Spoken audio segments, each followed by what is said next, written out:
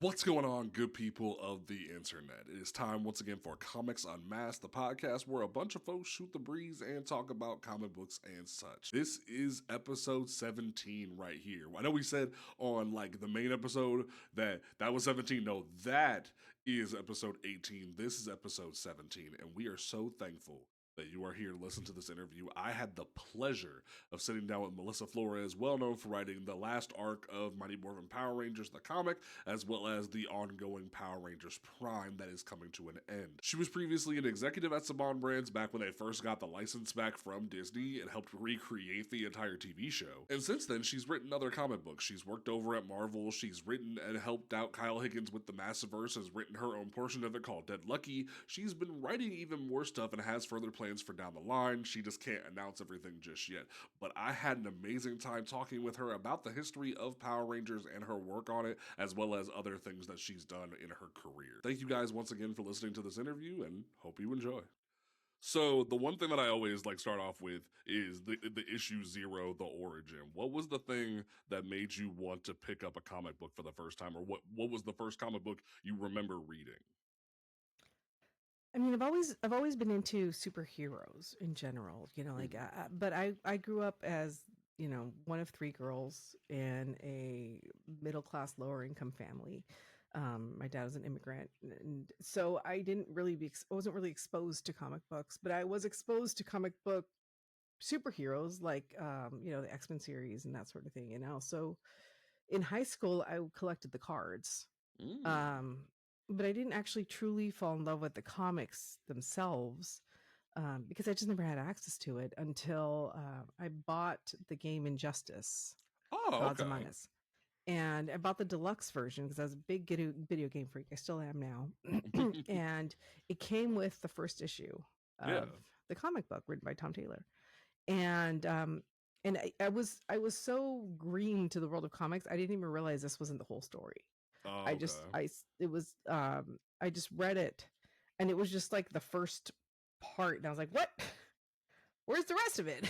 you know? Mm. And that was how I ended up walking into a comic book store for the first time. Is I went looking for the rest of that story.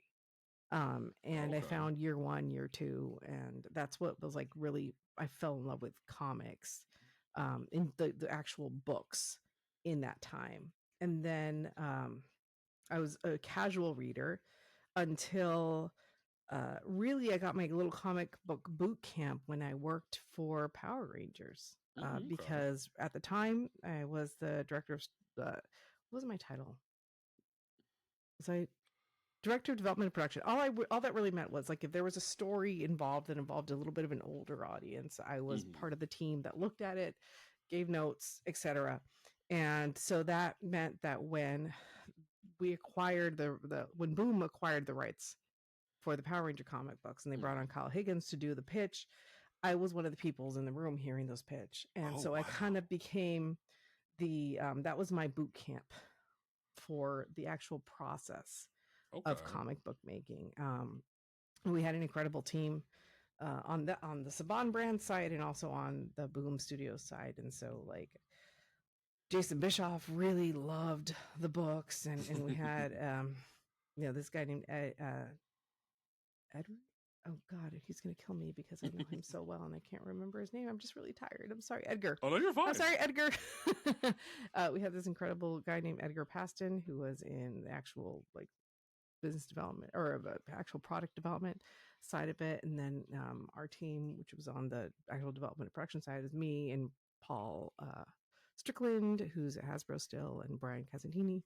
But all like I had never learned the process of comic book making, and so Daphne Pleven was the editor at the time, and really kind of like taught us um, what it meant to make a comic book, what kind of notes were appropriate, Mm-hmm. because we didn't know anything. We didn't know the process of like you know the inks and the colors and the sketches and the layouts, and like we were giving notes at all the wrong times, Mm. um and so it was a lot of back and forth and figuring out the process. But once I did, I really fell in love with it, and I thank Kyle and the entire editorial team at Boom for being so patient with us and helping us understand because I think what we got out of it was an incredible book.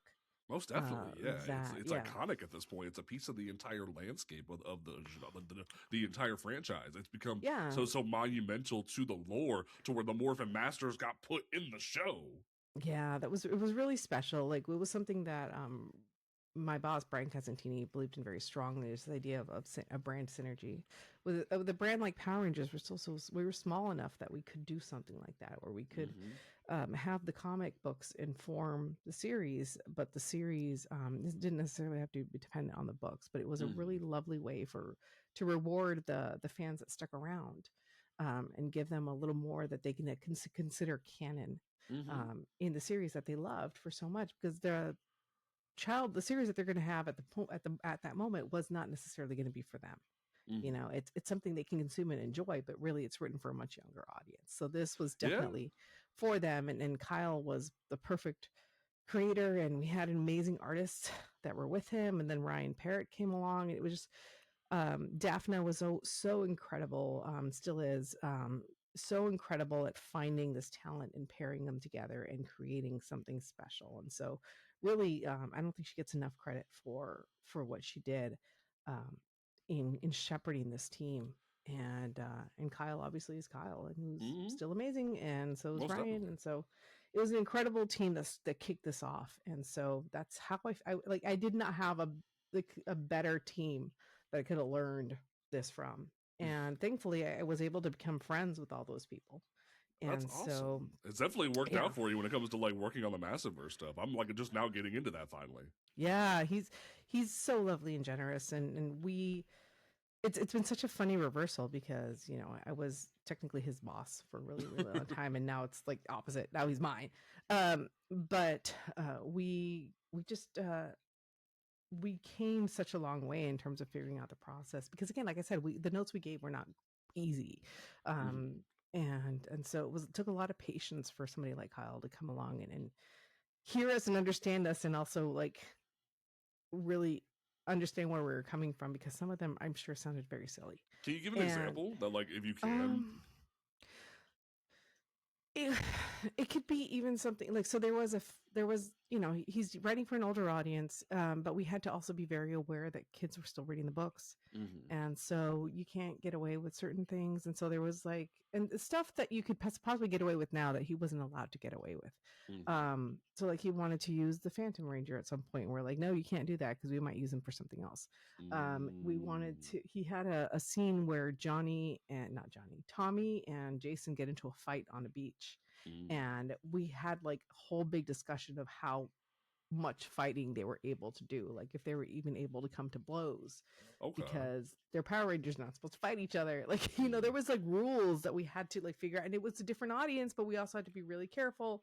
There was in Shattered Grid, there's this really iconic panel by Daniele, where Draken stabs Tommy through the Yes. chest, and the original art, we didn't catch it, and the original art literally had the blade sticking out of his chest and his Yeah. blood just gushing out of his chest, and it looked so good and it looked so cool.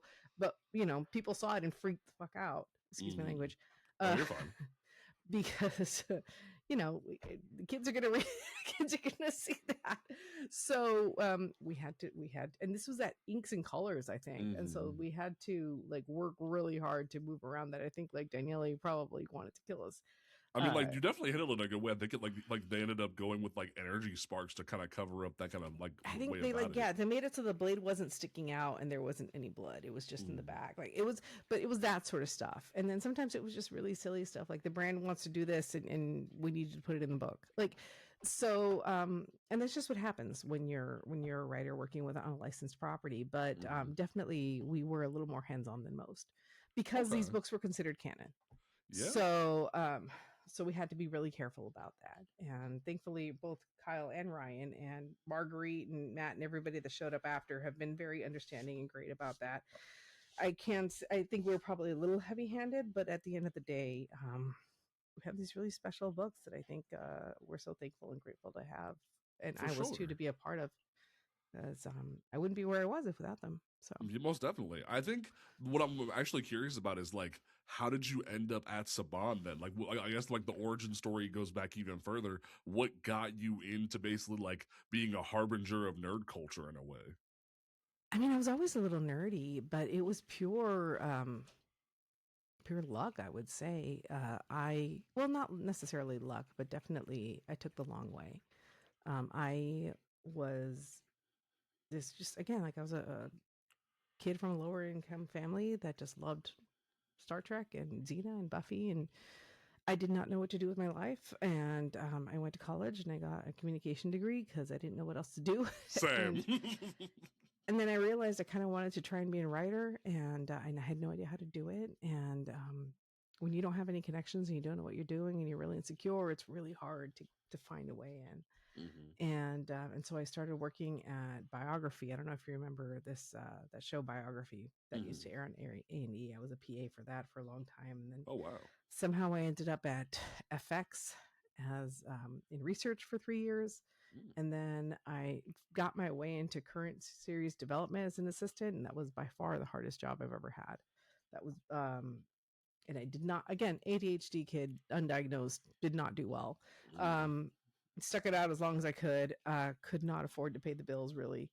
Um, ended up as and then ended up at HBO under Francesca Orsi and Amy Gravitz, who were so lovely and so patient. Um, and back then, and I tried so hard in that to try and get a writing gig somewhere and somehow, but I don't think just I wasn't ready or the industry wasn't ready because I kept getting close and never getting in. Mhm. And then I just kind of gave up. I was tired. I had a lot of student debt.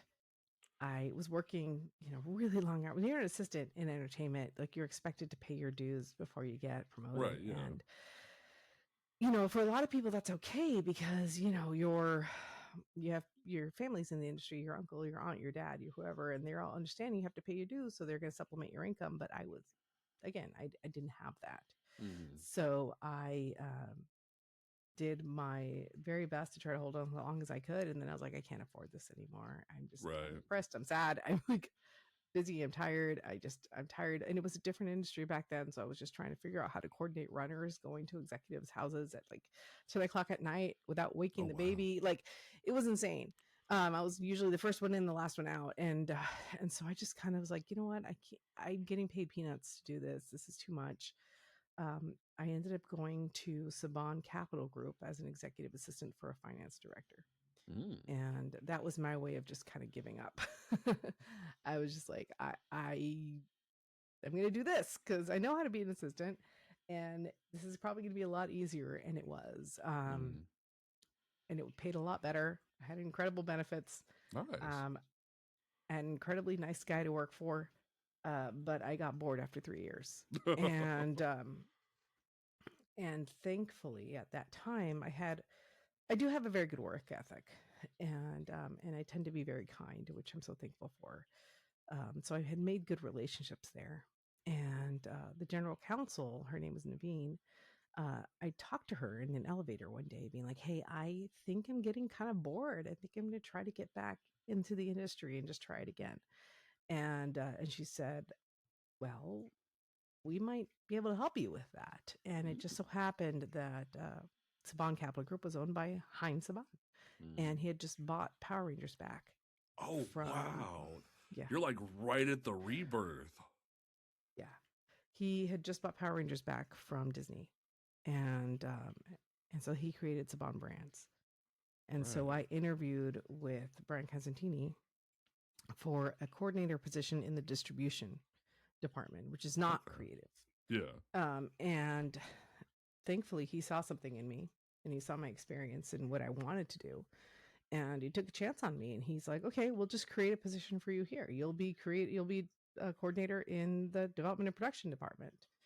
And I credit him for giving me the opportunity to actually start my career. Like he's the one that cracked the ceiling for me and allowed me to Mm-hmm. move up because I was able to be in that position. I was The wonderful thing about a startup, and also the horrible thing about a startup, is that there's nobody else to do the work but you. So you literally have to, you go in and you have to do everything. And so I was working harder than I've ever worked in my life.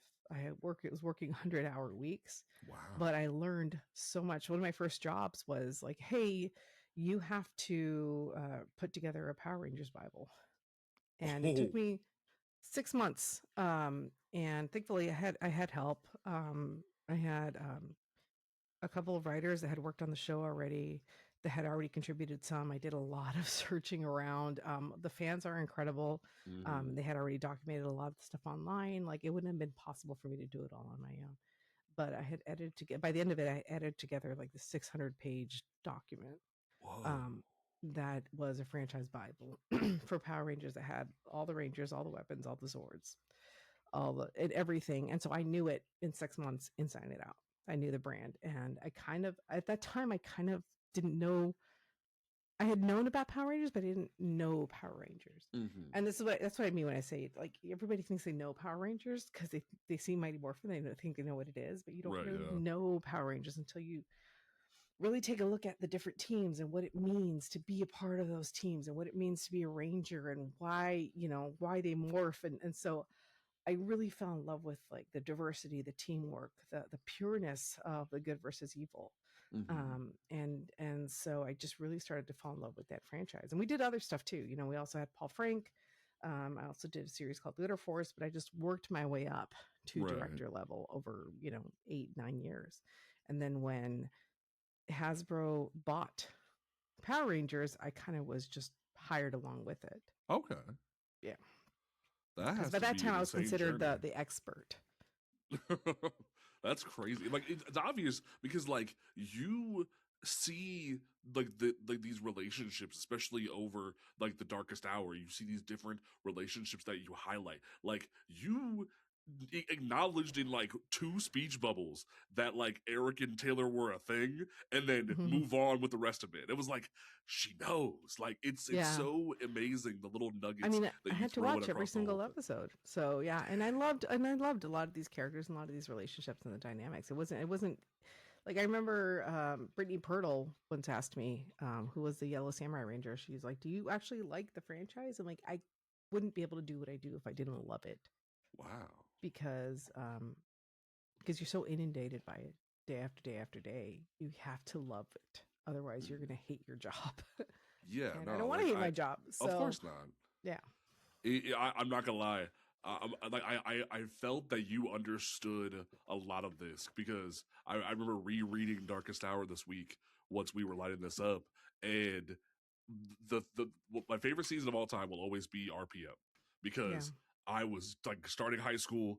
I saw, like, the show maturing with me as, like, Yeah. as things were going, and then you gave a moment for Kay, Jem, and Gemma, and I was like, she Yeah. understands everything here. You turned the rest of them, and my heart broke, but you still acknowledged them, and that thought, like, because I remember when I saw Ziggy turned, my heart broke because the idea of that, like, laughable man turned into Yeah. a Dark Ranger was heartbreaking. But the idea that you acknowledged Kay, especially Kay, because her story is one of the hardest in the entire franchise. So her being able to RPM didn't contribute. play. It was hardcore. Absolutely. I don't think it got the attention it deserved. I remember it being shoved in like set like 6:30 in the morning on ABC Kids. It was a struggle to I watch just, that. at the moment, and again, this is completely anecdotal, and I have no real proof to back it up. I just don't think Disney knew what to do with it. Like, when they bought Power Rangers, they bought the entire channel. They didn't Yeah. just buy Power Rangers. So it just came as part of it. Yeah. And and I think in that sense, at that time, this was pre-Star Wars, pre-Marvel, like, they didn't know what to do with it. They didn't know how to utilize it and how to make it anything. And so I think it just kind of died a little quiet death. And the nice thing about that is that by the time they got to RPM, you could do pretty much whatever you wanted. Most definitely. Yeah. The bad part of that is that they went seriously over budget, and somebody had to come in and change the whole thing. But yeah. and then it was sold. But you got something really beautiful out of that, which is RPM, and then the brilliant character dynamics of that series. Like, there's something to love, I think, about every single series, even the ones that I consider technically weaker.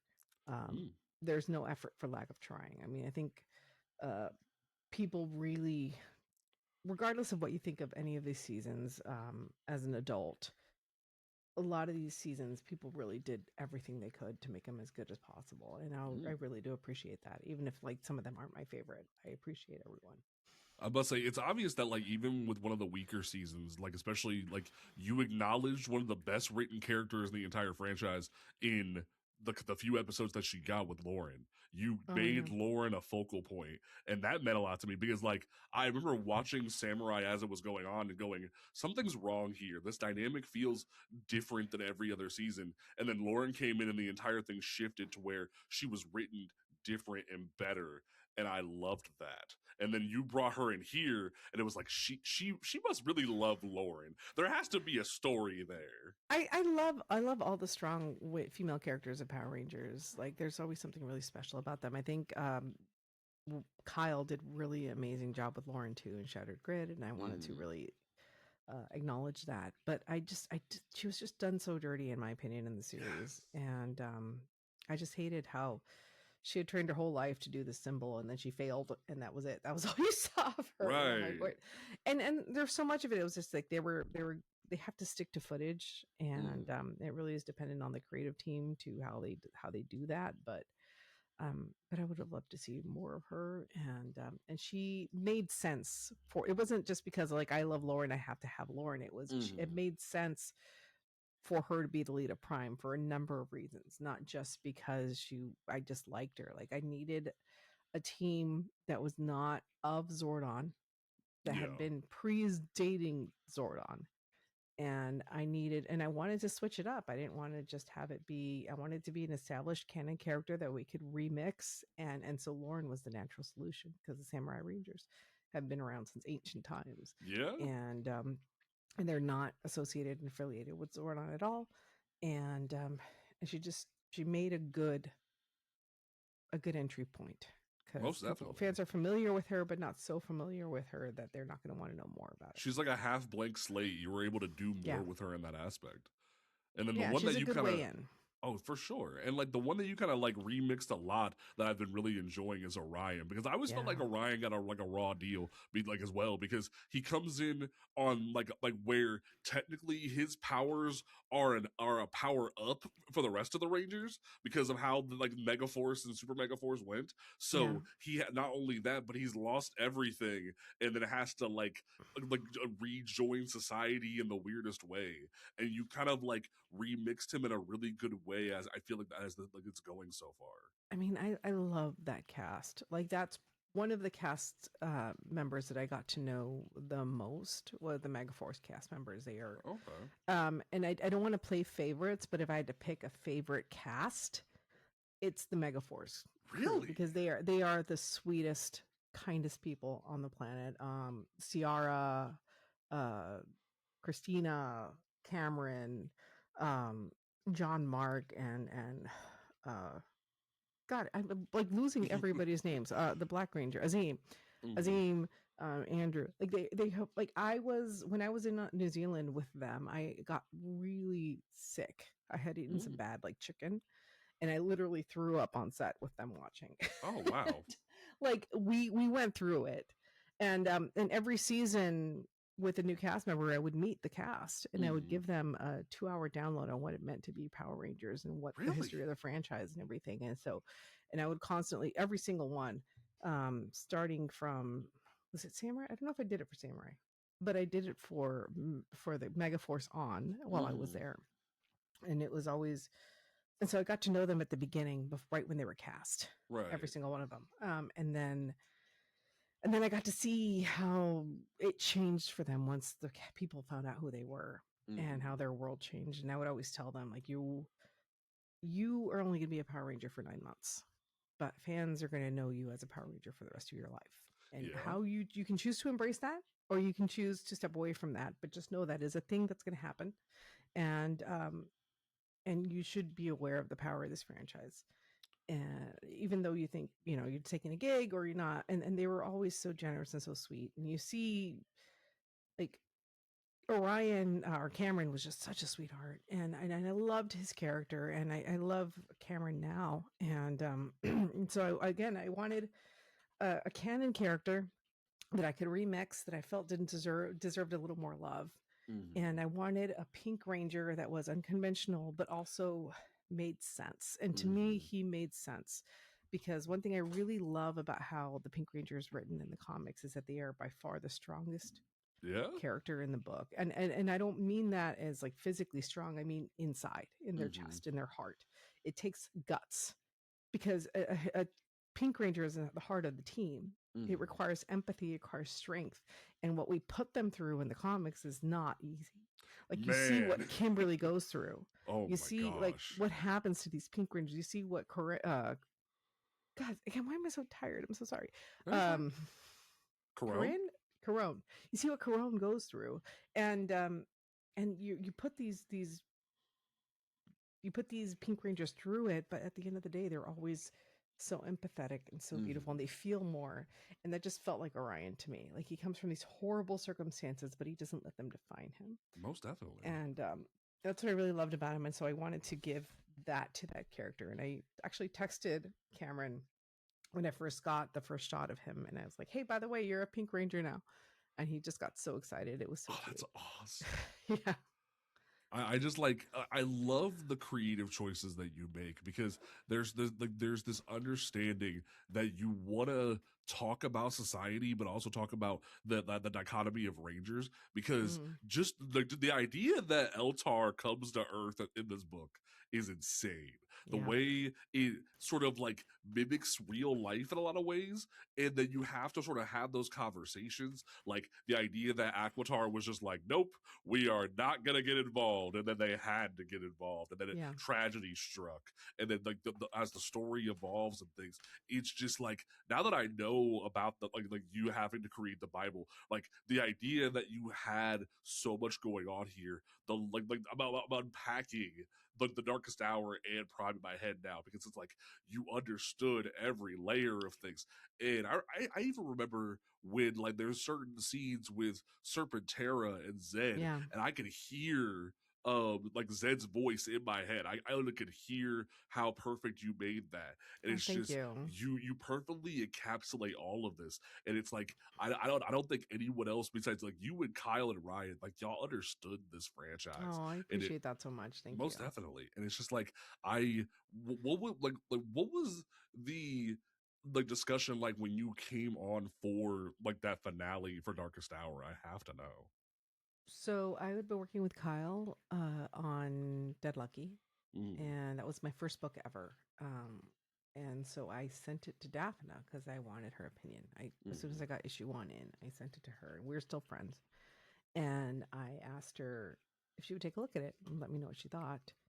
Um, just because I admire her. She's one of the best editors in the world. She's mm. incredible. And so she read it and she said, "Hey, this is amazing. By the way, we're looking for a Power Rangers writer. Oh. Would you be interested in writing the last part of the series?" And I did not expect that. And originally it was supposed to be for 10 issues just to Oh. close it out. Um and and it was just like, "Hey, we're ending the series and we need somebody to wrap it up, and we need somebody very quickly, and we need somebody that knows the entire 120 plus issues." Mm. And there's very few people that do that Yeah. fit that. And I just happened to be that like little unicorn that fit into that little box. And thankfully Hasbro approved it. And so I started writing, and it ended up, it was meant to be 10 issues. Mm. And then I just think people really enjoyed the pitch and enjoyed the event, and so it ended up being 22 plus. Yeah. And so I was very thankful and lucky, but I did not take that lightly because I really, these guys are my friends. Like everybody Mm. that wrote on this book, I care very deeply for. Everybody, all these artists are incredible, and I didn't want to just make it my own. It felt very much like I was closing their storylines up. I'm trying to add my own thing, but at the end of the day, this was about honoring what came before me. Mm. And and so that was how I approached the Darkest Hour. It was like, "Hey, I'm just here to tie some bows Mm. and do some buttons." And And then when it came to the actual ending, there was a push to make it feel a little open ended. Yeah. And so that I fought that actually. I didn't Why? like that I'm idea. curious. Why is that? Because I didn't want the fans to think it was unsatisfying. Okay. And like honestly, it felt like my worst fears were confirmed because people were mad. I But can understand why, but I actually love what you did because you're of two people now that can say you blew up the morphin grid, but you're the one that can say you kind of like you left it in pieces for other people to pick up. And I that's mean, such it a was cool always title. that was always going to be the case. Really, like I purposely wanted the idea that hey, Power Rangers is never going to end. Mm. Like, and especially at that moment, it just felt like you guys, like, even if the comics are ending, even if the series ends, even if whatever happens, like the series will continue one way or another. Mm. Power Rangers will keep fighting no matter what. Right. And that was always meant to be the theme. Like you can do whatever you need to them, but they will never stop. That was one of my favorite parts of the franchise. Mm-hmm. Like it's such a trope, but like one of my favorite parts of any season is when they are beaten down so bad at the end where they lose their demorph, they lose all their powers, and still they're fighting and still they're Rangers. Mm-hmm. They don't give up. And that is my favorite part of Power Rangers. And so that's really when I wanted to hone in and deal. But I do remember like telling Bryce specifically, like, I don't want to be known as the girl that fucked up the Power Rangers. Thankfully, though, I'm really proud of the Darkest Hour, and I'm so thankful that people really enjoyed it. I know some people didn't love the ending, but in the end, I was proud of how it ended, and I was thankful for it. And Prime was kind of my opportunity to then tell my story Right. my way. I Yeah, definitely feel that way. And it's funny that you mentioned like the depowering because you kind of homaged it by putting Taylor in there. Because like yeah, that speech Cole gives in the rain with all of them is one of the best versions of that trope. So it's yeah. kind of cool that you were able to like acknowledge that. I mean, I love Allison so much, and she's such a sweetheart. And I like again, I'm very inspired by the world around me, and I think she's so. I love the character. Again, I just love these characters, and one of my most hated tropes, I would say, not just in Power Rangers in general, is you see because you see it everywhere. Is Mm. the really incredible women that should be the leader Mm. that then has to make way for the new guy that doesn't know what he's doing, but is somehow the chosen one and has to be the leader. You see it Yeah. everywhere. You see it in Star Wars. You see it in the Lego Movie. You see it a lot of times in Power Rangers. You know, and you see it so many where it's just like this woman is capable. She's strong. She's everything, but she's a Mm. love interest, and so therefore she can't really be the leader. You Right. know, it's and here comes the new guy who doesn't know anything, who's your way in, and so he doesn't know anything, but somehow he's going to be the leader and he's going to be the chosen one, and like there's nothing wrong with that trope, but you see it Right. over and over again. I'm just like, okay, let's give Taylor some a little Most bit of definitely. moments to shine. She's a soldier. She could be leading these people. It makes sense for her character to be there, Mm-hmm. and so I was excited to include it, and again, Allison was so sweet and so happy to be in the book. So that's always been my favorite part is actually to talk to these actors. Like even when I wrote a in the anthology for the anniversary, I wrote Mm. the love story of Catherine and Tommy. Yes. And I reached out to Catherine because she and I are friends, and I was like, "Hey, I'm doing this. What do you picture Catherine doing? Like, how would you see her?" And she gave me some wonderful insights into the character, and I was able to write that into the story. And she was really happy to see it out. And so that's one of my favorite things is reaching out to these actors and asking them about their characters and what they think, and that's been a big blessing too. That's really cool that you can do that. That you have the ability to like drop those in and be like, "Hey, I want you to be a part of this. I got you to be a part of this because I love your character. I want you to be a part." Like, do you have a favorite? Is Catherine the favorite one, or like, do you have a favorite one that you were able to do? Favorite character or favorite actor? Like both. Or, like the idea that like specifically the character, the idea that you were able to be like, "Hey, like I included you. Here's what I did because I loved your character so much." Kind of moment. I definitely. I mean, there's so many there. I love. They're all so sweet. Mm-hmm. I just love so many of these, especially the ladies. Like I get so close to the ladies, and the guys too are so great. Like there's so like, obviously you don't meet all of them, but Mm-hmm. because I worked as the director of Power Rangers for so long, I was in a unique position. I miss Jason so much. And I I would say that was definitely a special moment, being able to, because I felt like Catherine and Tommy, as much as I love Tommy and Kimberly, I really do. And I Hmm. do think I understand why they have such a fervent following. But at the end of the day, he ended up with Catherine, and Hmm. there's a reason, right? Like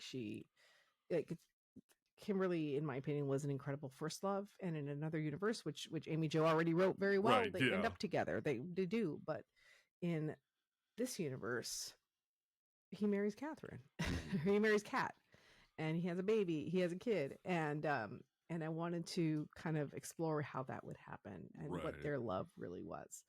And so I think that was a really favorite part for me. Um, I really enjoyed bringing in from Dino Charge. I really loved Kendall, Yes, I love how and like so how close she has that tie-in with like the Phantom Ranger and Billy. Like she almost feels like the adult in the room because yeah, Zordon's not making sense to everybody. She's like able to be that guide for them because like Kendall kind of got a raw deal at times in the show where it's like she's the one kind of being the boss that no one wants to listen to, but here she's matched intellectually with everybody else. yeah, and again, the actress behind her is just so lovely and so sweet and so like she's just Claire is just such a talented person. Hmm. And so it was really like I loved her from the very beginning, when I first saw her out. I mean, she's younger than a lot of those cast members, but she had to play like 10, 20 years, 10, 15 years older. Oh wow, yeah. Um, and she just was so talented, and she brought that character to life in such a unique and specific way. And so, um, yeah, so being able to bring her into the darkest hour was a lot of fun. Like I look for those little tiny moments Hmm. where I can look at a character and give them a little bit. Like I loved shifting focus every few issues to another character and giving them maybe a little bit of something, like Billy got quite a bit of focus. Yes. um and then even just being able to bring an end to Lord Draken's storyline was something I did not take lightly. Yeah. So there was definitely a lot of character that I really tried to put into those series. Even if it was just a page or two or a line or two, I just wanted really badly. I mean, you were juggling so many. Hmm. I You tried had to do so many service. balls in your hand for this juggling act. Like, oh my Yeah. gosh, And it's that's the just hardest thing. insane. Yeah. It's hard for me, especially for Prime, because, you're having to set up essentially six new characters. Yeah, Because even the canon characters like Rita and Lauren Rita's a whole and new beast in here. She's like, I like. It feels as if she learned a lot in that dumpster at the end of Darkest Hour, where she's just like, I kind of hate good and evil at this point. yeah, that was kind of the intention. Like I can't say for sure because again, Prime is ending earlier than I anticipated. Hmm.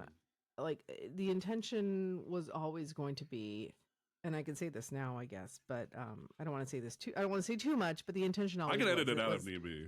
it was the same Laura, like it's the same Rita.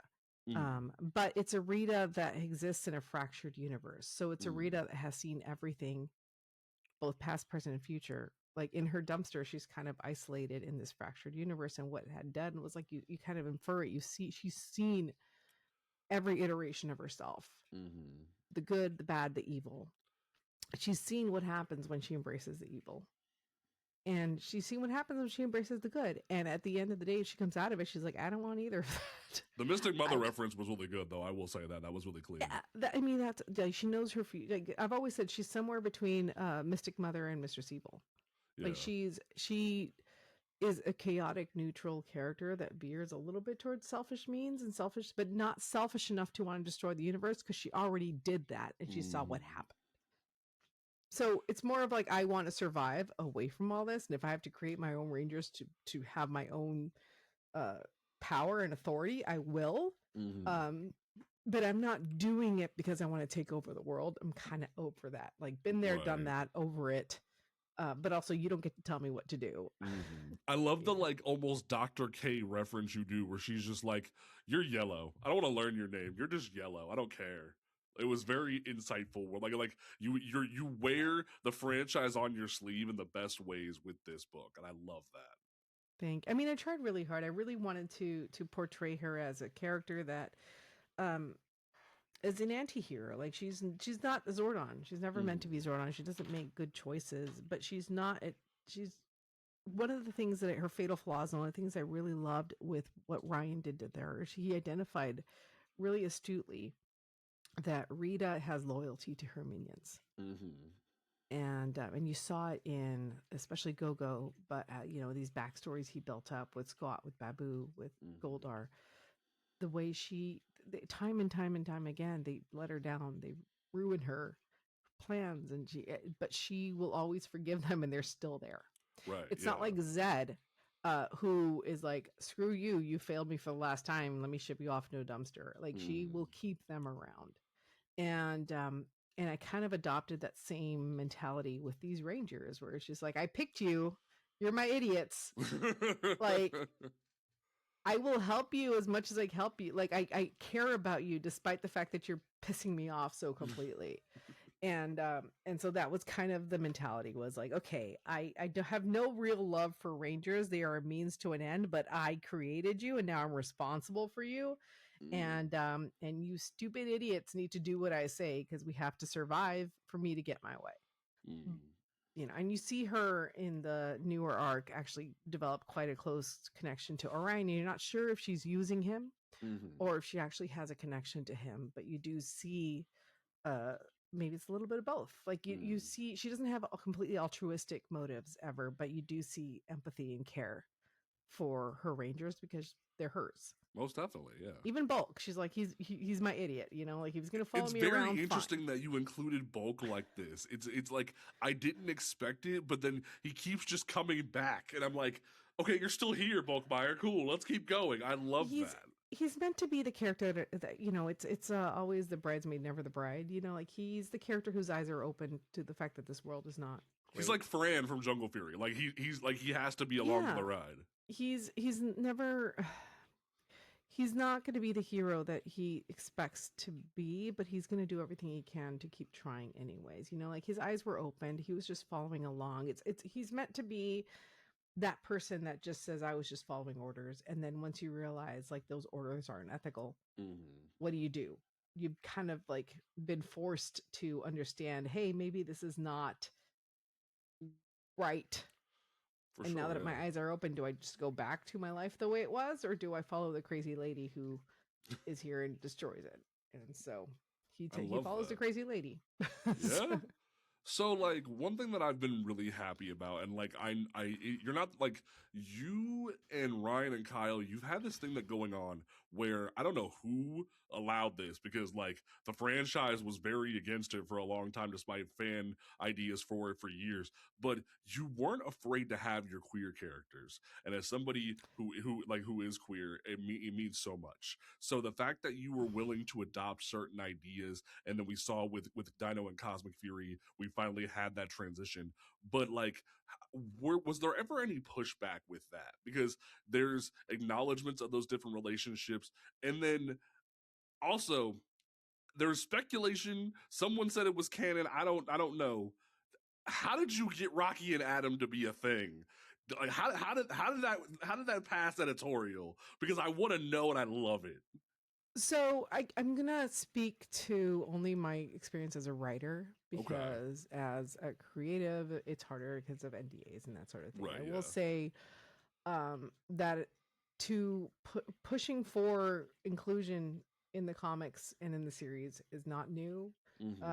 It is something that we have striven for a very long time, and we were just kind of waiting for the world to catch up, I think. And it was a very proud moment for us when we were able to get the Solar Rangers in there.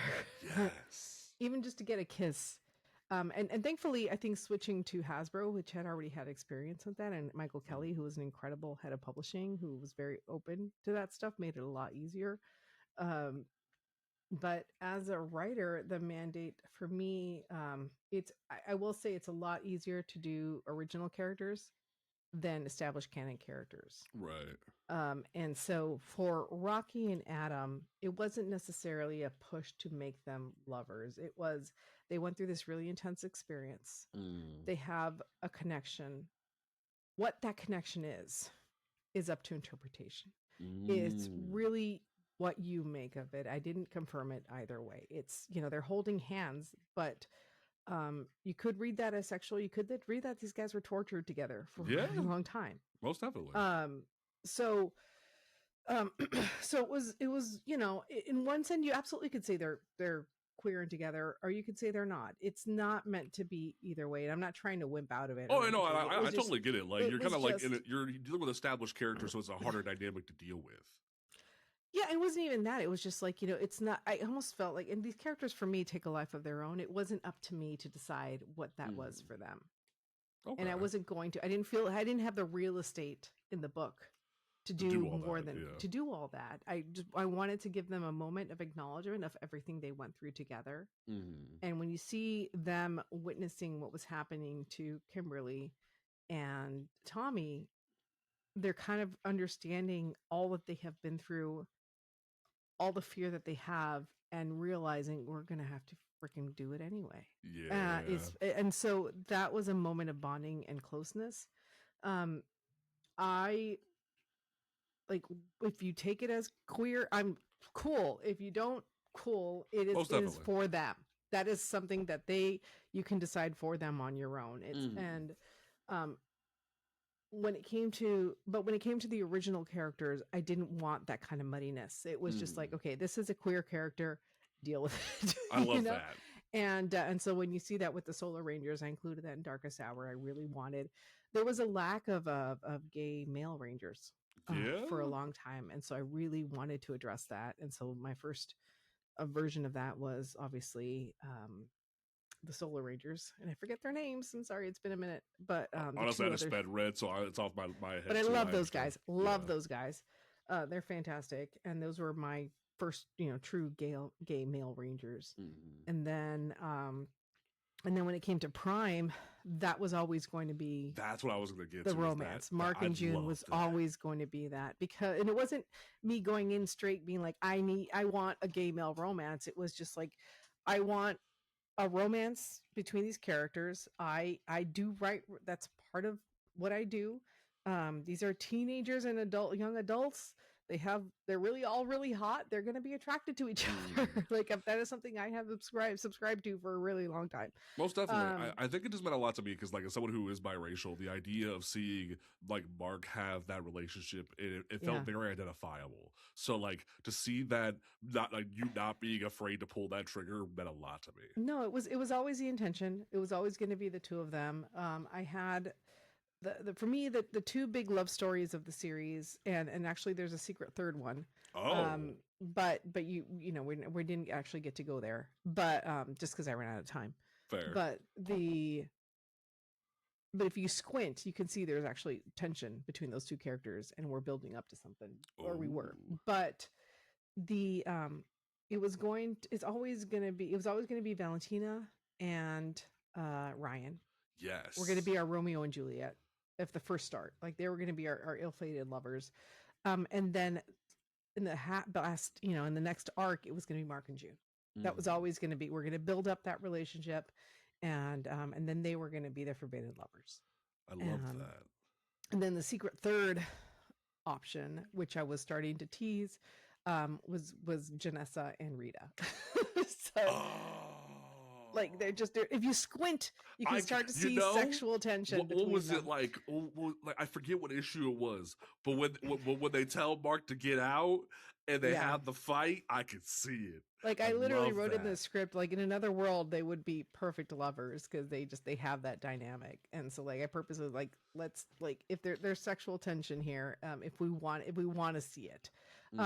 But obviously we don't get to go.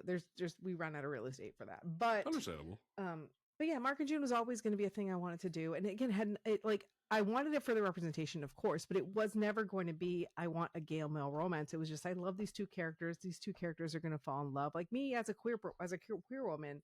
And I never lived my life thinking I'm gay, I'm Latina, and that's the only thing I am. Right, yeah. Right. And so that was literally, I mean, for me, the defining characteristic of June is always he's an Altarian. who wants to be human, who's Yeah. raised in human culture, who does not identify with the Eltarian culture because that is like he's just a sensitive little boy Yeah. at heart, and so he has a lot of love to give, and there's not really a lot of room for that on Eltar. And he was Yeah. raised by a really abusive father and a mother who didn't know how to shield him from that. And then you have Mark, who is, again, he's biracial or by species, I guess. He's, Yeah. he's meant to be a kid who a refugee, a kid who went He's through a lost really rough everything. time, who was bullied as a kid, sick, um disabled, really, because he has, he was raised on Aquatar. He still needs a lot Right. of that water, but is that he's a character that is defined by his fear until he learns how to move past it. Right. And originally, this is no longer the case now. Originally, he was meant to be Billy's son. I would But have. that's not the case anymore. But he was originally meant to be Billy's, because you remember in like the original series, Billy went to Yeah. Aquatar, and like Yeah. he was meant to be Billy's son. I have such a But complicated relationship with that because, like, not only with the whole, it wasn't David's choice to leave. It yeah. like it was his choice, but like it was the issue of what he went through that made him leave, and then the way they wrote it in, and then like once and always acknowledged it, and I was like, Adam, shut up, don't do this, let me have him be queer, and then it was like, okay, fine, let it be happen. I would have been okay with that. I would have been okay with that. I'm I mean, sad David himself now. has said he doesn't see Billy as queer. Right, So yeah. I Once he thought said that, I that was was okay fine. with that. Yeah, but yeah, that was originally the pitch, is that he's Billy's son. We don't know that yet. And then they were like, no, let's really, like, that was one of the things that they pushed back on, the editorial team. Like, no, let's really separate it from everybody. Let's like give him his own identity. And so we don't know who his father is. We just know he's an Altarian. He's raised by his mother, who lives on Eltar now. That's fair. And but I really, again, this is character defined by his fear, and the idea is that they find strength and comfort in each other, and it's through that they develop this romance and fall in love. um and they just both happen to be guys, which is how it works for me. Most Like, again, definitely. I'm a girl who loves girls. Like, I never look at a girl and like, I just, that's who I'm attracted to, that's who I Right. love. And so it wasn't, for me, it's experience, right? Just like Valentina loves the hell out of Ryan. It's not because he's a dude, it's because she loves Ryan. Yeah, most definitely. And yeah, but it's a hetero romance, and I wrote it just as passionately as I wrote Mark and June. Most definitely, They yeah. go through it. So for me, the representations are a problem. When people always tell me like, hey, it's too woke, I'm like, Power Rangers has always been woke. Yeah. And when you hire me, that's what you get, because I'm writing from, like, I believe very strongly in representation. I believe strongly in people are people. And if I can get you to care about a character that just happens to be queer, then all the better. Yes, I love that. Like, it speaks to me a lot because, like, obviously growing up, like, seeing Zach and then seeing David, because like Lost Galaxy was the first season I remember understanding, despite my first ever interaction with the series was the Turbo movie. So I came in kind of rough, and it's like have always seen the representation meant a lot to me. Yeah. I gotta know, how did you get the VR troopers cleared? I have to know. I didn't actually. It was Bryce. Really? Yeah. So Bryce. God, again, I'm so bad with names right now. I'm so sorry. Oh, no, you're fine. This is Bryce names. Bryce, it's obvious that you care. That's what matters. Like, at the end of the day. Yeah. Hold on. I'm going to tell you his last name because he deserves it. And it starts with a C, and I'm dying that I don't know it right now. Bryce Carlson, who I think at the time he was one of the senior editors or something. And he'd been wanting to get to the Troopers in for a really, really long time. Okay. And it has, so again, it was the rights to, I think, VR Troopers and Big Bad Beetleborgs went over with Power Rangers. But again, it's a bunch. When they bought Saban Brands, they bought everything. All of it. They even had Digimon, which is crazy to think. Yeah, but like, they were only really interested in developing some stuff. And so he'd been working for years trying to get the VR Troopers in there. And I think, he finally got them to say yes. So it was one of those things where it's like, the VR Troopers are here. you're like, this is put him in this, put him in the book. And I was, of course, thankful and excited, but that was him. That was all him. And I was thinking about a way to include them meaningfully. And so I wanted them, I was like, okay, they're the villains. Yeah, They don't think they're the villains, but for the purposes, they're the villains. And then eventually they're going to understand what they're doing is wrong. it's a That really was how good they dynamic, most definitely, yeah. because like it gives Ryan this crazy conflict that he has to deal with, where it's like I need to follow the law, but the law says chase my girlfriend, and it's very interesting. Yeah, they're just, I mean, I love, like, I was like, the Caitlin was like one of my first gay, like, before I even knew I was gay, I was obsessed with her. She's beautiful. And so hot and so badass. Like, I just loved her. But Ryan, he was just such a straight and narrow character. Like, there was just, he was so good. And he just, like, the perfect soldier. He just did things because they were right and true Yeah, and good. And those are the best kind of characters to make into villains because yeah. they believe they are doing the right thing. It's like the Steve Rogers flip in Secret Empire, where it's like he believes he's doing good despite his worldview being twisted.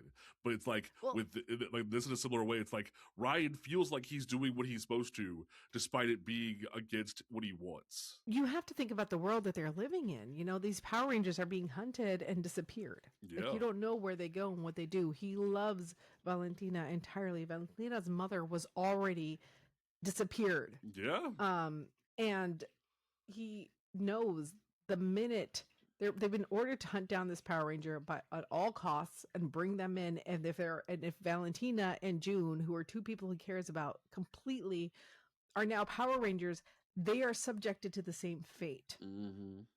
There's a desperation. Like, he's already in his head twisted and blurred the line, because if he was the good soldier he was supposed to be, it should not matter that Valentino and June are Rangers. They're Rangers, they get brought in, but he's trying so hard to figure out a way out because he loves them that much. Right. And he really thinks they're doing the wrong thing. Because, like, great, be a hero, but you already, like, think you at the cost of everything. Mm-hmm. Like, why can't you see that? Right. Why are you giving it all up for this random girl? You know, Especially that especially moment in where the like world. yeah, and it's wild too, because like the moment that he's like in the cell talking to Mark, it's very obvious that he wants to help him, he wants to be there for him, but he's just stuck between a rock and a hard place. It's a very interesting dynamic. Yeah, sorry, I had to get my dog. Oh no, you're fine. That's adorable. The sweater. That's my little baby. So like but like in terms of that, I wanted to like give you some shine away from the Morphinger a little bit to talk about some of your other stuff that you've done.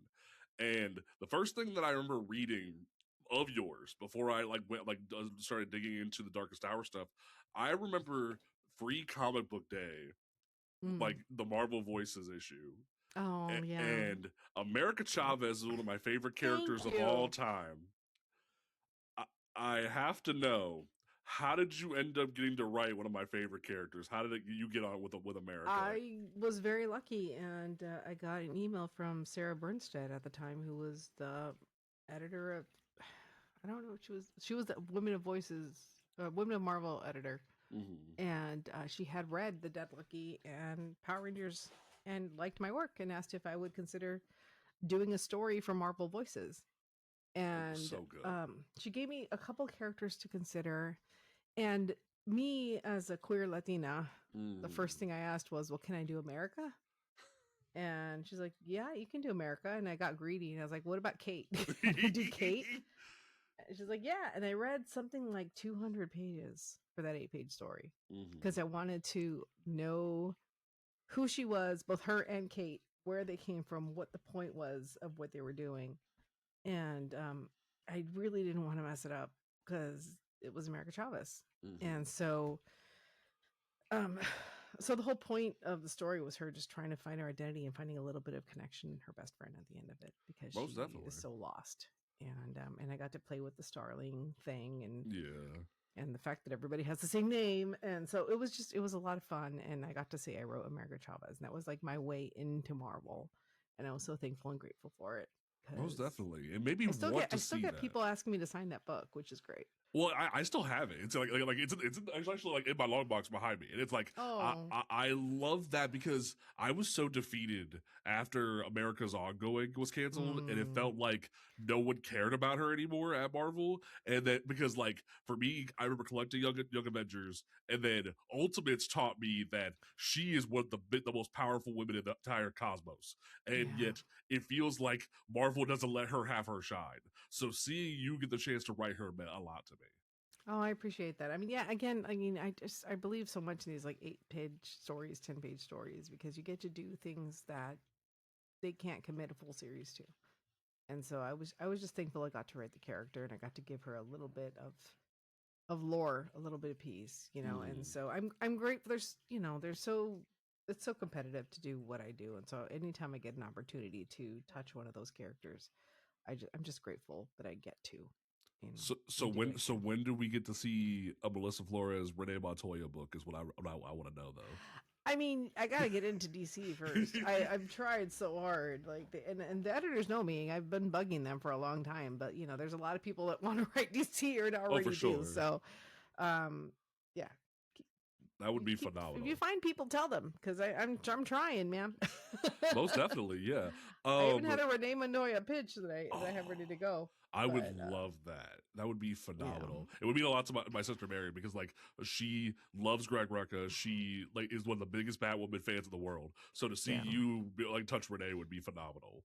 I mean, I have pitches ready for Renee. I have pitches ready for Anya Corazon. I have which and it's like there's so many pitches I have ready. I even I got to create not like so they had created a Marvel's Champions version of Ghost Rider called Mm-hmm. Phantasma, and I got to Yes. write her first appearance in the Ghost Rider voices compilation, Mm-hmm. and so if they let me do anything with that, I'd be all for it. So it's just a matter of giving me the opportunity. But I'm here. I'm ready. Most I'm definitely. waiting. So So yeah, and like you actually have a unique experience because I talked to David Pepos about this book because he also wrote for Marvel Unlimited, and you've done the same thing. yes, What is that process like for you? Because like everyone's like case is different, but digital has been a big contention in the comic book community recently because really it's been a concern of if Marvel and DC consider digital to be valid, if they see the readership, if they see the value of it, because there's like other people in other countries who don't have local comic book shops but like mm, rely on digital, but then they say, hey, this book just got canceled, why is it like I was reading it digitally, I'm reading every issue digitally, why doesn't my review or readership matter when count. Yeah, yeah. it's frustrating for me because I know a lot of Power Rangers Prime people read the book digitally, and it Mm-hmm. wasn't available for a really really long time. And Right. like you could see the emails I sent to the editors, be like, "Where's my book? Why isn't it there?" Um, I think that the industry is continuously evolving, and I believe so strongly in mom and pop stores Yes. and small comic book stores. But I do think there's just people that can't get to those stores, and so there has to be like Marvel Unlimited. I think are it's just another way to tell a story, Mm-hmm. and it's a way to tell a story that that you normally wouldn't probably get to tell in print.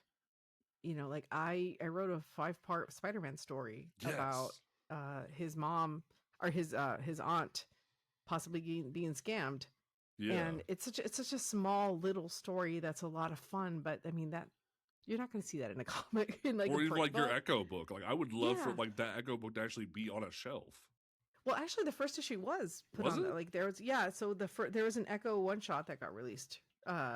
Actually a month or two ago, I and saw they the put Echo book they did. Wasn't it like Taboo wrote it? But was it the Taboo yeah. book? Oh, Yeah, snap. Okay. it was the first. They put the first part of that book of Infinity in the back of that book, Oh, okay. so that people could go read it if they wanted to finish it.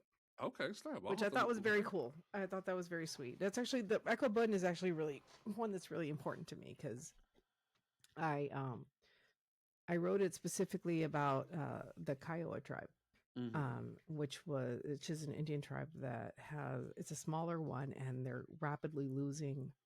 I think maybe, and I could be completely misspeaking because it's been a long time. But one of Right. my former bosses on a video game I worked on. He's Kiowa, and he was telling me that maybe like a dozen people can speak the language, Oh, and I was able to put some phrases of the language in the Infinity series. that is so cool. So if you actually go to the last issue, there are the whole story of the Echo series is that Echo has to go back to the reservation and discovers a woman named Ruth who was taken from her family when she was a child back in the 70s, and or not the 70s, or wherever we had it. She was taken by her family and adopted out to a white family, which is actually a thing that happened. Yeah. That is, and also a lot of women were forcibly sterilized. A lot of Native women. Like, this is a thing that actually happened, and so she's uh, desperate to rewrite time so she can be reunited with her family because she feels she's lost her culture and lost her opportunity to grow up with them. Yeah. And Echo has to kind of battle with the idea of like, should just because you can, should Doesn't you? mean you should, yeah. And yeah, it was fun. I got to have her revisit the point where her father was shot and make the choice of whether or not she had to let it happen or because Why isn't that's this one of the published? I'm mad now. Like it's a complicated thing because like digital isn't always taken seriously, but like especially because of the fact that like the cost. I remember like when I was talking to David Pemos, he even said there's been discussions of does the cost of the app justify the cost of going into a comic book, and it makes me sad because I see so many fans who are hungry that are going into these apps trying to learn from old back issues, and it's like if only the publishers could see them, and then you write this, and so many folks don't even know about it, and it's insane to me. I mean, it's really cool. I got to, yeah. I mean, the whole reason I bring it up is at the very end, she stops Ruth, but it provides an opportunity for her to actually meet her parents as they are now, and so they speak Kiowa to her. And I was able to reach out to my friend at the time, and he gave me some of that dialogue translated into Kiowa, and we actually got to be able to have it Oh, that in is print. so cool. And so it was something I was very proud of to be able to say like, hey, there's little bits of Kiowa language in the Marvel book, and so I in to your point, I these even if it's a digital story that's 20 panels long and you're telling it in a different way, like you write it a different way because you're writing it for scrolling, Yeah, not for page flips. People put their heart and soul into these stories too. They're worth reading most and they're a lot definitely. of fun. I loved being able. I did it for Echo and I did it for Spider-Man, and I can't remember if I did it for anybody else. But like even just, I mean, there's The no other way I would be bibliography is able in to. front of me. Let me show Yeah, I think it was just the two of those. I think it But was just those two. Yeah. there was no other way I'd be able to tell a Peter Parker story, I mean, you and I was never so happy know. that I did. Um, but I did. I got to do it, and so I'm thankful for those because I think it's a really great way to allow writers to tell different types of stories that you wouldn't Most necessarily definitely. see in print because print again has a cost involved to it and you can only put so many titles on a shelf, Yeah. you know It's so insane. I love your passion. I love like that was the biggest thing when I relaunched the show because I used to run it under a different name before the pandemic, and it mattered to me when going into this that we really do unmask the industry and tell the stories that matter. So that's why like the more I was like. I wanted to know more about you, but there was so little online about you, and I'm like, I was so excited for this because your story is so insane. And to your point about the digital is that like you can say that your start was in digital because Injustice was digital first before it yeah. went to print. So like your entire journey kind of rolled back around in a way. I mean, I'm one of those people that didn't grow up in comic book shops. It wasn't like it was terrifying to go into the comic shop the first time, Yeah. and I did it because of a video game. So there's opportunity for everybody. I know we live and die by floppy sales, Yeah. which is a bummer sometimes because a lot of people wait for trades, a lot of people wait for digital, and then they get upset that the book is canceled. It's like, well, no, you had to actually go in and order the book, but but it is a beautiful way for these books to be found easily. Like The Dead Lucky. Which is the book I did for the Massiverse, has 2 volumes. At conventions, I sell more of The Dead Lucky than anything else. Wow. People are still discovering that book and still loving it, a year and a half, 2 years after I wrote it. And I would have loved for them to discover it while the book was on the shelves. For sure, yeah. Because then I could have probably written more. But the fact is, it speaks to the fact that it wasn't the book, it's just the model. So I don't know what the solution is. I just think there's different venues, and we have to figure out the right way to understand how to monetize it correctly.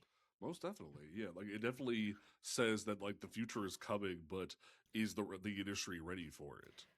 I don't want it to be at the expense of these comic book shops. They're really special and they're incredible. And so I don't know what this. I don't know enough. I'm not an expert. I don't know what the solution is. I don't know. I would love to figure out a way that we are not constantly having to worry about floppy sales to determine whether or not a book should continue. Okay. But that's not up to me and way above my pay grade. Understandable. So we saw that Shiver Suspense Stories came out this week. I'm excited to read that tomorrow when I go to pick up my books. But beyond that, I'm gonna like make a video promoting that as well and sharing your video. Like and now that we know that Prime is coming to a close, is there anything that you can like tease? Is there anything that you want people to know about that you're going to be doing in the future? Like I know, I read on your website, you're working on new stuff with your own brand, which is insane. I love that for you. Yeah, I gotta update my website. I just talked to my girlfriend about it today, but I can't talk about anything because everything's like unannounced or in development. Okay. I wish I could. But it's the end of the year now. Understandable. But just keep an eye out. Like I can say, what's out right now that you could consume that's not video game or not comic books is I wrote on a video game called War Torn. Okay. That was a lot of fun. I wrote the demo and I voiced it for a series or for a video game called Failsafe that is on Steam. So if you want to actually hear me do voice directing or voice acting, I wrote and voiced the demo for a game called my Failsafe. Steam live during an interview. Yeah. Fail.safe is what it's called. But yeah, so if you want to hear my voice playing a character named Rin, feel free to download that. Is it like fail.safe with the two characters on it? Okay, cool. To be announced. Okay, cool. I'm gonna put a label on that. It's you can actually download and play the demo now. Oh yeah, there it is. Okay, cool. That's really cool. And then what else? There was a series I worked on called Armosaurs, and isn't that one that Disney just picked up? Yeah. And I wrote a couple episodes for that. I don't know if I'm credited for them. I have to check. I know the CGI was like hot contention on TikTok recently. They were like, "Oh, don't know how I feel about that," but like I'm excited to see the writing now.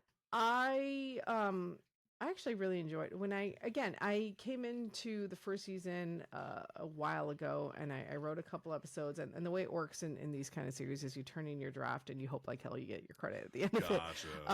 But because everybody's working on the scene at the same time, but I really enjoyed it, and I think there's a lot of character in there and a lot of love in that series, and it's definitely was not out to be Power Rangers. That was never the intention. The intention was always, I think one of the things that is a real I don't want to say it's a challenge in America, and I experienced it with Glitter Force, is that they don't understand genre that well, especially with new things. Like they don't understand tokusatsu. Yeah. Or so when they see anything that is suits and mechs, they just assume think it's Power Rangers. Yeah. As opposed to like, no, it's toku.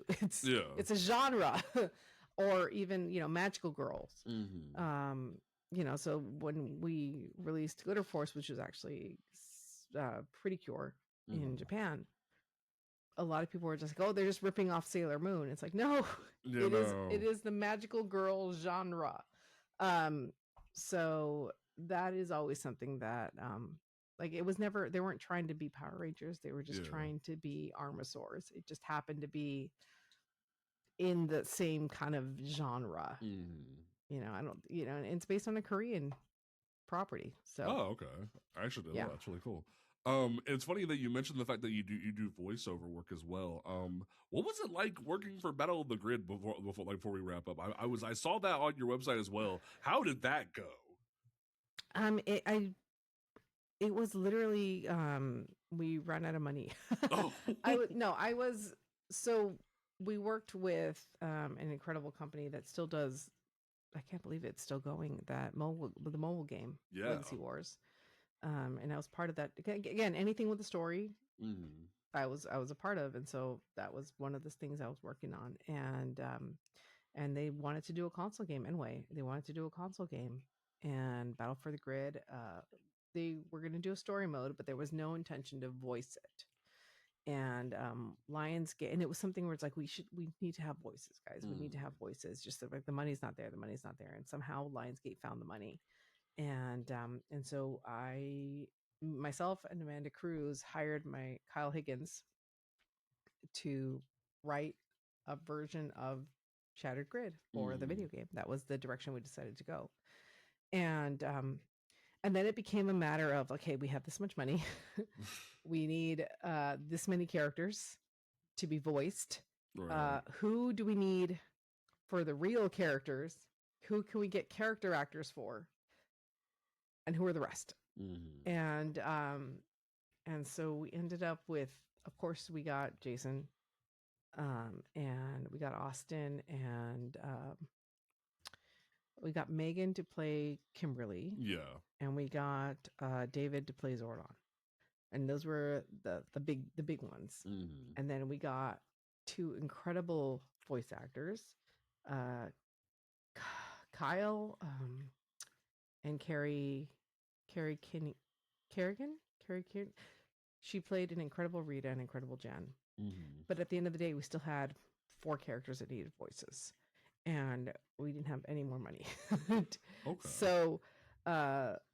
So I said, okay, we're jumping in the booth. So Kyle already wanted to. Kyle wanted to play the Sentry. Okay. So he played the Sentry, and then I had Amanda be the White Mystic Ranger. Okay. Which was hilarious. And then that left 2. That left the Cat Ranger and Super Mega Force Yellow. And I would have loved, I love Ciara to death. I would have loved to bring her in. We just didn't have the time or the money. Understandable. And yeah. so I did those 2. I was like, well, I'll pitch one low and one high, and we'll just. I remember just reading hearing their voices and trying to sound even a little bit close to it. But it was literally just me, Kyle, and Amanda in a booth, just laughing our asses off because we just felt so silly. But it was part of the process. It was, That's so we cool. wanted voices in the game, so that's how it happened. Okay, that's such a cool story to have. That you're so tied to this franchise, and there's so much background stuff people have wondered for years about it, and you wrote the Bible. That's such a crazy. I didn't write it. I edited it. I will always say that. Okay, I just put it together. But yeah, it's I did a lot of stuff. I will say that there's a lot of stuff that I did that I will never take credit for, but that's part of a producer's work, the creative development work. You do a lot of stuff you don't get credited for.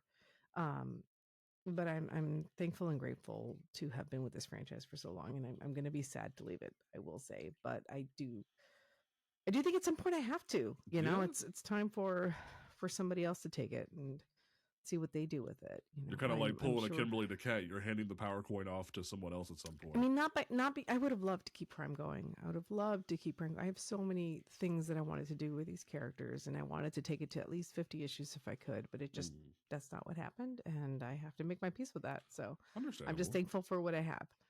Okay, so the way we always wrap up is a closing statement. So I want to have yours be 2 parts. What do you want to leave the Power Rangers fans with, and what do you want to leave to the comic fans, or just in general, not just Power Rangers? What do you want to leave with people when it comes to just the future of comic books in your eyes? I would say that what do I want to leave the Power Rangers fans with? In what way? In terms of, obviously you're getting to close this chapter. What do you want to leave them with in terms of it kind of reminds me of how we saw David and Zato kind of have the last words. What do you want your last words beyond just what you've written to be to the fans? I would say that the magic of Power Rangers, despite everything, is that they endure. I think my favorite part about Power Rangers, and one thing that even Haim himself already said so succinctly, is that Power Rangers is about good always overcoming evil, and the purity and simplicity of that statement is always very beautiful to me, because two things you wanted to ever take away from Power Rangers, as a fan, I think, is that at the end of the day, there's so much evil and so much dark shit in this world. Mm-hmm. You have to look for the good people. You have to look for the people that choose to be heroes and choose to be kind, because that's going to make you want to keep going. And if you choose to be those people, there's more strength than that than there is to make the wrong choices. It takes choices in this world to be good Mm-hmm. and to have empathy. And I think that requires a stronger character. But that's the beauty of being a hero. And I think truly that's the beauty of Power Rangers. But the best part of that is you're never alone as long as you're part of that community. Power Rangers is about friendship, about teamwork, about being part of a whole. And so even if things end, if Prime ends, if the show ends, it's never going to go away for now. There's too much love and passion in this franchise from the fans for it to ever go away completely. So just keep your own love alive and cherish the fandom, because I think that's one of the most beautiful things about Rangers that I've known about. In terms of A comics, heart. um, I love that comics are for everybody. Mm. I love that they've always been for everybody. Am so thankful and grateful to have had the opportunity to tell my stories the way I have. Mm-hmm. Um, Fully understanding and admitting that I have, brown skin, that I'm queer, that I'm female. There's a lot of otherness attached to me, but I write for everybody. Mm-hmm. And I write to make you feel things, and to make you feel loved, to make you feel sad, to make you feel less alone. And if you get any of that from these books, if you feel a little bit seen, that's the purpose of how I write and what I do. And I'm just so thankful and grateful to have had the opportunity to do that, because for a long time I tried very hard to be a writer and I just never got the opportunity. So I am thankful to comics for giving me that, because it's one of the few places where people actually said, "Hey, let's give you a shot. Let's see if you actually can do it." Right. And I'm thankful.